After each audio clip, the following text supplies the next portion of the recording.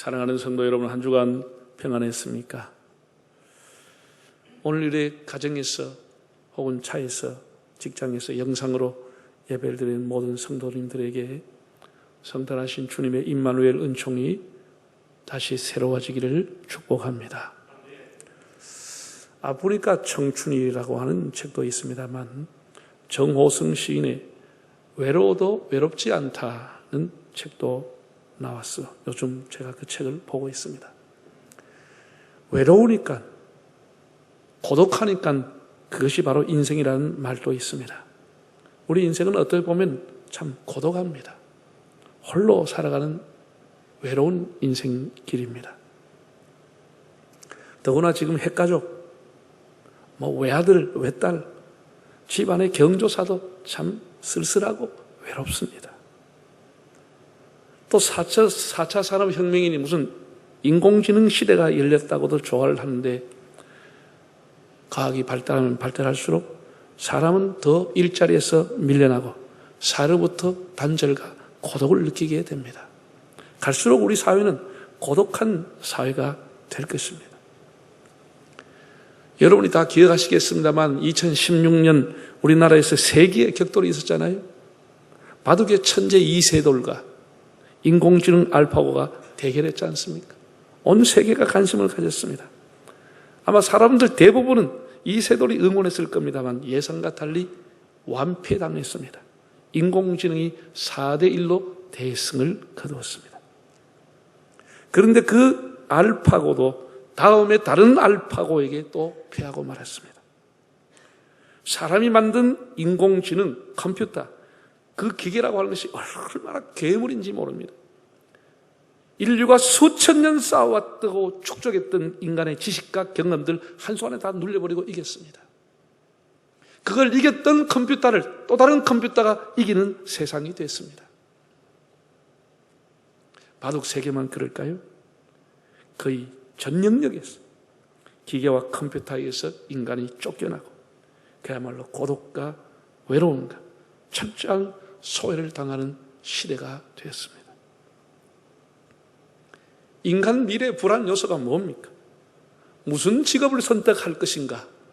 내가 선택한 직업이 살아있을 것인가? 없어져 버릴 것인가? 쇠할 것인가? 이런 것입니다. 아무리 공부하고 아무리 경력을 갖추고 아무리 경험을 갖추어도 한순간 소용없고 밀려날 수 있다고 하는 위기의식을 덮고 있습니다. 잉여 제품, 잉여 상품보다 앞으로는 잉여 인간, 잉여 지식이 점점 쌓이게 되고 기계에 의해서 밀려난 사람들의 불만이 누적돼서 우리 사회가 어디로 갈지 가늠이 어렵습니다. 참 두려운 세상입니다. 갈수록 사람들은 우울증, 불면증, 자살률, 고독사 점점 증가하게 될 것입니다. 과학과 기술 발전 때문에 인간의 소외, 가난 때문에 소외, 참 고독한 세상이 되어가고 있습니다. 그럼에도 우리 성도들은 사회적, 국가적 분위기가 우울하지만 이웃, 가족과 함께 우리는 메리 크리스마스, 해피 크리스마스를 보내야 합니다. 저는 크리스마스의 가장 큰 선물, 가장 큰 축복은 함께, 함께라고 봅니다. 하나님과 함께, 예수님과 함께, 이웃과 함께, 가족과 함께, 함께라고 하는 것입니다. 오늘 본문 1장 23절을 다시 우리 화면을 통해서 읽어보겠습니다. 보라, 처녀가 잉태하여 아들을 낳을 것이요 그의 이름은 임마누엘이라 하리라 하셨으니 이를 번역한즉 하나님이 우리와 어떻게 해요?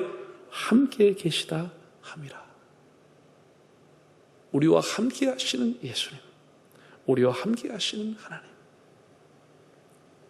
이것이 성탄의 가장 중요한 의미이고 선물입니다. 제가 준비한 화면을 여러분 한번 보시겠습니다. 예수님의 이름과 임마누엘이라고 하는 별명, 이 두 가지가 1장에 기록되어 있습니다. 히브리어로 예수라고 하는 단어 발음은 여호수아, 예수아라고가 동이름입니다. 여호와는 구원이다, 그런 의미를 갖고 있습니다. 헬라로 말하면 예수스라고 부르는데, 우리가 지금 유대인들 중에서 예수를 믿는 유대인을 가르쳐 가서 메시아닉 주라고 이렇게 부릅니다. 그 메시아닉 주라고 하는 사람들은 예수를 어떻게 부르느냐? 예슈아라고 부릅니다. 히브리 발음으로 여호수아, 예슈아라고 부르고 있습니다. 임마누엘이라고 하는 것은 히브리어로 임은 함께, 마누 우리, 엘 하는 것은 하나님. 영어로 하면 God with us. 하나님 우리와 함께 하신다. 예수아가 우리와 함께 하신다. 그런 의미입니다. 먼저 함께 하시는 하나님을 생각해 봅시다. 하나님께서 아담과 하와를 지으신 목적이 무엇이겠습니까? 에덴 동산에서 하나님과 함께 하기를 원하셨습니다. 하나님이 왜 돕는 배필 하와를 지어서 아담에게 주었겠습니까? 함께 하라는 것입니다. 아담이 독처하는 것이 외로워 보이고 쓸쓸해 보여서 함께 하라고 아내를 붙여 주었습니다. 그런데 하와가 선악과 열매를 먹고는 자기와 함께한 남편도 주어서 함께 죄짓고 함께 하나님을 대적하고 함께 불순종하게 됨으로써 비극이 시작되었습니다. 그 이후에 인간은 점점 하나님을 멀리하고 온갖 죄를 저지르고 형제를 죽이는 참극이 일어났습니다. 홍수 심판 후에 창세기 9장 12절 13절을 보면 한번 읽어보실까요? 이런 내용이 나옵니다. 하나님이 이르시되 내가 나와 너희와 및 너희와 함께하는 모든 생물 사이에 대대로 영원히 세우는 언약의 증거는 이것이니라. 내가 내 무지개를 구름 속에 두었나니 이것이 나와 세상 사이의 언약의 증거니라. 하나님이 이제 멸하지 않고 내가 너희와 함께한다, 임마누엘의 증거로 무지개를 주었다라고 했습니다. 무지개는 하나님이 우리와 함께한다는 언약이고 증거라고 했습니다. 그 후에 하나님이 아브라함을 선택했습니다. 내가 너와 함께하리라. 내가 너에게 지시할 땅으로 가라. 아브라함과 이삭은 특징이 공통적으로 뭐냐? 그 살고 있던 주변의 사람으로부터 당신은 하나님이 함께하는 사람입니다 라는 인정을 받았습니다. 하나님이 함께하는 사람이라는 인정. 그러니까 아브라함과 이삭을 아무도 건드릴 수가 없었습니다. 전능하신 신이 함께하는 사람이다, 이렇게 칭송과 인정을 받았습니다. 야곱은 어떻게 했습니까? 야곱의 형의 눈을 피해서 혈련단 신 외삼촌 있는 바단 아람으로 도망을 가는데 꿈속에서 하나님을 만납니다. 자, 창세기 28장 15절 한번 읽어보실까요? 내가 너와 어떻게 함께 있어. 네가 어디로 가든지 너를 지키고 너를 이끌어 다시 오게 하겠다. 하나님이 야곱에게 준 최고의 축복이 뭐냐? 내가 너와 함께 하겠다. 결국은 이 말씀 따라 야곱은 다시 고향으로 돌아오게 됩니다. 요셉의 인생은 참 어린 나이에 비극이었습니다. 형들에서 팔려서 애국에 와서 노예살이 시작했습니다. 외로운 인생이었습니다. 아무도 아는 사람 없었어요. 그런데 성경은 놀랍게 이렇게 기록하고 있습니다. 창세기 39장 2절과 3절을 한번 보겠습니다. 여호와께서 요셉과 어떻게 해요? 함께 하셨어. 형통한 사람이 됐다. 또 3절에 그의 주인이 여호와께서 그와 함께 하심을 보았다. 요셉은 아무도 알지 못하는 곳에 노예로 팔려갔지만 하나님이 그와 함께 하신 것입니다. 이 요셉의 승리의 비결인 것입니다. 하나님이 함께 해주었다고 하는 것입니다. 그가 감옥에 있을 때도 여호와께서 그와 함께 하셨다. 여러분, 하나님이 함께 하시니 요셉을 당할 사람은 없는 겁니다. 제가 더 이상 성경을 찾지 않겠습니다만 여러분 시간 있으면 집에 가서 찾아보십시오. 모세와 여호수아. 모세가 400년 애굽의 종살이를 끊고 출애굽하게 됩니다. 200만 명 이상을 데리고 나서 그 대장정의 길에 오르고 여호수아가 그 대가를 이어받아서 결국은 가나안 땅에 들어가게 됩니다. 하나님이 모세와 여호수아에게 준 약속이 뭐지요? 두려워하지 말라. 내가 너와 함께 하리라. 이 한마디의 말씀이 모세를 지도자로 여호수아를 가나안 땅으로 들어가게 한 것입니다. 하나님이 함께한 사람을 아말렉이 이길 수 있겠습니까? 애굽이 이길 수 있겠습니까? 가나안 족속이 이길 수 있겠습니까? 누가 그를 대항할 수가 있겠습니까? 그를 대항하는 사람은 하나님을 대항하는 것이기 때문에 아무도 그를 꺾을 수가 없었습니다. 우리가 사무엘서를 보게 되면 정말 어린 사무엘이 아장아장 이제 걸음마를 하고 겨우 엄마가 지어준 세마포를 입고 있던 사무엘에게 성경은 이렇게 말했습니다. 하나님이 사무엘과 함께 하셨고, 그래서 사무엘이 그 시대에, 캄캄했던 시대에 우뚝 세워지게 됩니다. 하나님이 함께 하시니까 아무도 그를 흔들 수가 없는 겁니다. 뿐 아니라 블레셋과의 전쟁이 났을 때 어렸던 다윗이 나갑니다. 시편에 나오는 내용들, 사무엘 상하에 나오는 다윗에 가는 얘기는 항상 따라다니는 단어가 여호와가 다윗과 함께 하셨고, 그는 백전백승할 수 있었던 비결은 하나님이 그와 함께 해줬기 때문인 것입니다. 위대한 왕이 되고 귀한 사람이 되고 역사에 남을 위대한 종이 됩니다. 하나님이 함께해 주었다는 사실입니다. 그리고 예수님 탄생하기 700년 전에 하나님은 선지자 이사야를 통해서 예언해 줬습니다. 동정녀가 아이를 임신하여 아들을 낳으리니 이름을 임마누엘이라 하리라. 그리고 그들은 바벨론의 포로로 잡혀갔습니다.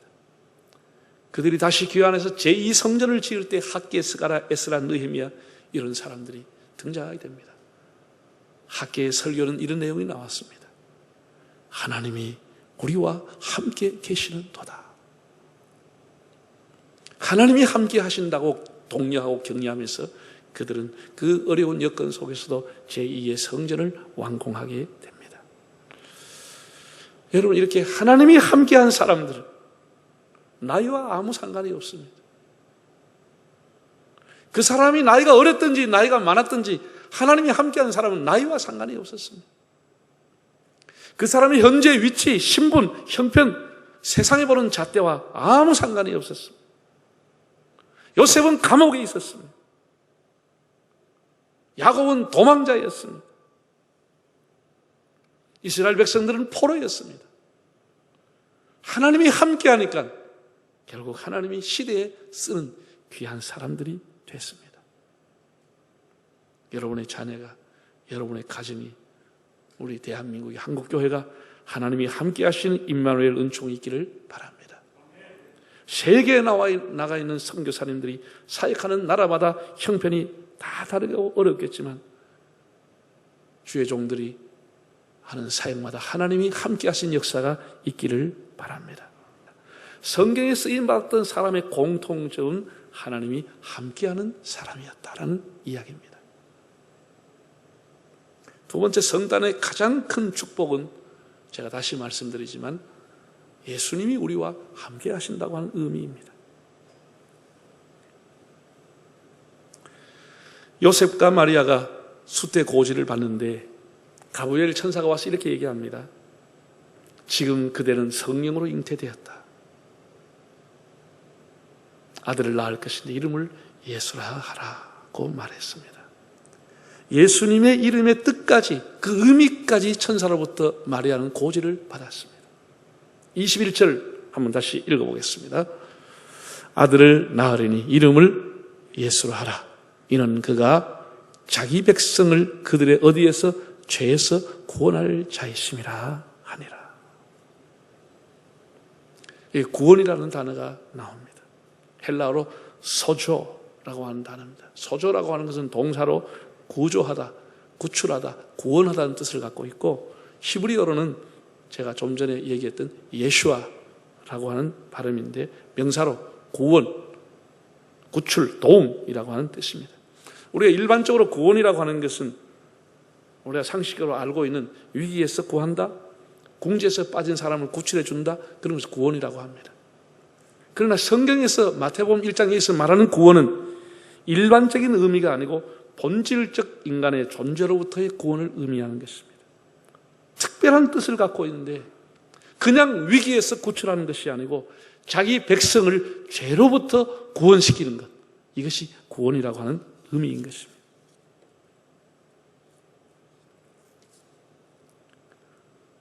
여러분, 사람마다 처해진 환경에 따라서 구원의 의미가 다 다르겠죠. 가난한 사람은 경제적인 구원을 기대하는 겁니다. 병들어서 괴로운 사람은 질병으로부터의 구원을 기원하게 되는 겁니다. 정치적인 억압을 당하고 있는 사람은 정치적인 구원을 기대하게 됩니다. 사회의 불평등, 악조건, 제도 때문에 고통당하는 사람은 사회적인 구원, 법률적인 구원을 기대하게 됩니다. 과거 우리나라의 1970, 80년대 군 출신들이 정권을 잡았을 때 군대식 통치, 일방적인 통치를 하려고 했고 자유를 억압하고 비상계엄을 선포하면서 국민들의 자유를 제한시켰습니다. 그때 남미로부터 영향을 받은 신학이 소위 말하는 민중신학, 해방신학이 흘러 들어왔습니다. 그 당시 시대적인 상황과 맞물려서 교회는 가난과 억압과 부조리와 불평등, 사회학, 구조악으로부터 구원이라는 용어를 함께 사용하게 됐습니다. 그러나 사실 성경의 원래적인 구원의 의미는 인간의 본질적인 문제, 즉 죄로부터의 구원입니다. 이것을 위해서 예수님이 오신 것입니다. 그래서 예수님의 죽음도 그냥 죽음이 아니고 우리가 뭐라고 하죠? 대속적인 죽음이라고 말하는 것입니다. 예수님 스스로 이렇게 말했습니다. 인자가 온 것은 섬김을 받으려 함이 아니로 도리어 섬기고 하고 내 목숨을 많은 사람의 속량물로, 대속물로 주려 함이니라고 했습니다. 예수님의 죽음은 그냥 죽음이 아니고 속죄의 제물이 되는 대속의 죽음이라고 말씀했습니다.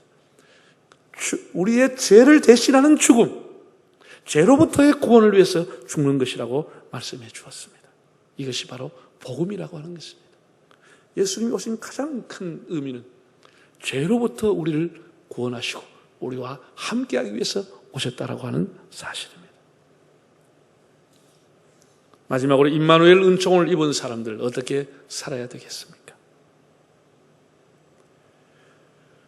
그 내용들은 사도행전이라든지 옥중서신, 바울서신, 공동서신 이런 거 보면 계시록까지 다 임마누엘 은총, 하나님이 함께한 은혜를 입은 사람은 어떻게 살았을까요?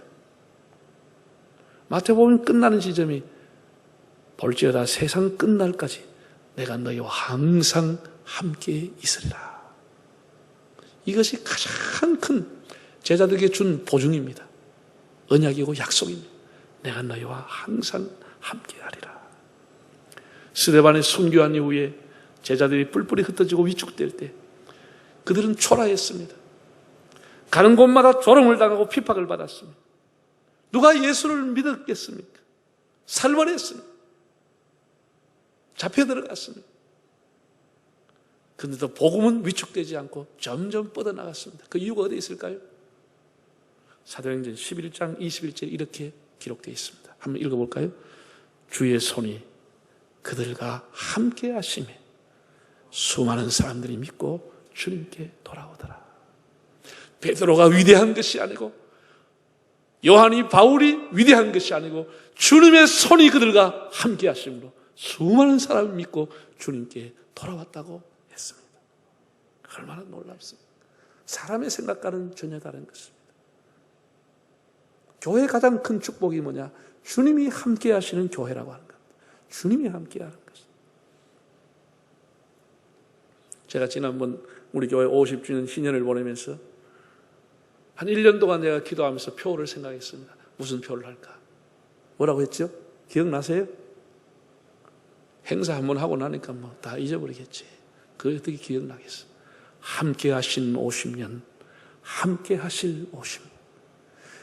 하나님이 함께 했다고 하는 것이 지난 역사를 50년을 이어왔고, 하나님이 함께 하심으로 앞으로도 이어가게 될 것이라고 하는, 이것이 교회를 교회답게 한 것입니다. 사람은 다 그 앞에 쓰임받은 것이고 주의 손이 함께 했다고 하는 것입니다. 할렐루야. 사도행전 18장 10절을 한번 읽어보겠습니다. 내가 너와 함께 있으며 어떤 사람도 너를 대적하여 해롭게 할 자가 없을 것이니 이러니 이 성중에 내 백성이 많음이라. 아무도 바울이 아테네에 가서 복음을 전했지만 믿으려고 하지 않았습니다. 참 쓸쓸했습니다. 자기의 수고와 헛수고처럼 보였고 조롱을 당했습니다. 이 지식이 있는 사람은 조롱당하면 참을 수가 없는 겁니다. 바울도 엄청난 지식을 갖고 자존심을 갖고 살아가는 사람인데 자기 지식이 다 조롱을 당한 겁니다. 하나님이 그날 밤 쓸쓸해하던 바울에게 나타나 이렇게 말씀했습니다. 내가 너와 함께하리라. 이 성중에 내 백성이 많으니 두려워하지 말고 담대하게 입을 벌려 외쳐라. 하나님 그렇게 말씀했습니다. 그래서 바울은 그 이후에 예수님이 자기와 함께 한다는 이 엄청난 임마누엘의 은총을 가지고 바울이 쓰는 편지마다 첫 번째 쓰든지 마지막 편지에 항상 주님의 은혜가 여러분과 함께 하시기를 바랍니다. 일마다 때마다 주님의 은혜가 함께 하시기를 바랍니다. 항상 이렇게 함께라고 하는 단어를 즐겨 사용했습니다. 성령님이 오셨습니다. 예수님이 성령을 보내주신 이유가 뭐죠? 요한복음 14장 16절에 이렇게 예수님이 말씀했습니다. 한번 읽어볼까요? 내가 아버지께 구하겠으니 그가 또 다른 보혜사를 너희에게 주사 영원토록 너희와 어떻게 함께 있게 하기 위해서 보내주신다. 성령이 왜 오셨느냐? 너희와 함께 하기 위해서 내가 보혜사를 보내주시겠다는 겁니다. 우리가 하나님의 나라를 사모합니다. 우리가 우리의 삶이 끝난 날 하나님 앞에 갈 것입니다. 왜 그날 우리가 사모하지요? 왜? 한번 성경 요한계시록 21장 한번 읽어볼까요? 네. 내가 들으니 보좌에서 큰 음성이 나서 있으되 보라 하나님의 장막이 사람들과 함께 있으며 하나님이 그들과 함께 계시리니 그들은 하나님의 백성이 되고 하나님이 친히 그들과 함께 계셔서 모든 눈물을 그 눈에서 닦아주시니 다시는 사망이 없고 애통하는 것이나 곡하는 것이나 아픈 것이 다시 있지 아니하리니 좋은 것들이 다 지나갔음이라라. 우리 아픔과 눈물과 고통이 다 사라지고 주님이 우리와 함께 하시기 때문에 우리는 그 나라를 사모하게 되는 겁니다. 우리의 눈물을 닦아주시고 우리의 수고를 알아주시고 우리와 함께 하실 하나님의 나라를 사모하며 살아가는 것이 우리의 삶입니다. 사랑하는 여러분, 코로나 블루 시대라고 하지만 우리는 예수님이 함께 계셔서 얼마나 큰 복을 받았는지 모릅니다. 고독한 존재, 외로운 존재인 인간에게 하나님은 우리와 평생 함께 하실 예수님과 성령님을 보내어 주었습니다. 여러분이 힘드십니까? 어렵습니까? 고통스럽습니까?